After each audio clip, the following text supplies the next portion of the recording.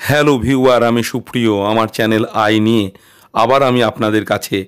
এবার আমার অন্যরকম ভাবনায় থাকছে অভিনব কায়দায় শিবের মাথায় জল ঢালতে যাওয়া।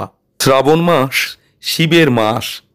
প্রতি সোমবার বাবা মহাদেবের মাথায় জল ঢালার জন্য বাঁক কাঁধে ভক্তরা চলেন গ্রামগঞ্জ বা শহরের রাস্তায়। দূর দূরান্ত থেকেও খালি পায়ে হেঁটে ভক্তরা এসে গঙ্গায় ডুব দেন এবং ভিজে কাপড়েই চলেন বাবার মাথায় জল ঢালতে। এইসব ভক্তদের সঙ্গে বাঁক ছাড়া বিশেষ আর কিছুই প্রায় থাকে না। কিন্তু এবার আমি আপনাদের যে ভক্তদের দেখাবো তাঁরা বাবার মাথায় জল ঢালতে চলেছেন অভিনব উপায়ে। তাঁদের সঙ্গে নিয়েছেন মহাদেবের বড় এক মূর্তি এবং গাড়িতে করে তা নিয়ে যাওয়া হচ্ছে।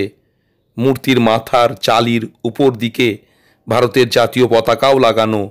ভক্তরা এক শিবকে সঙ্গে নিয়ে চলেছেন অপর শিবের মাথায় জল ঢালতে।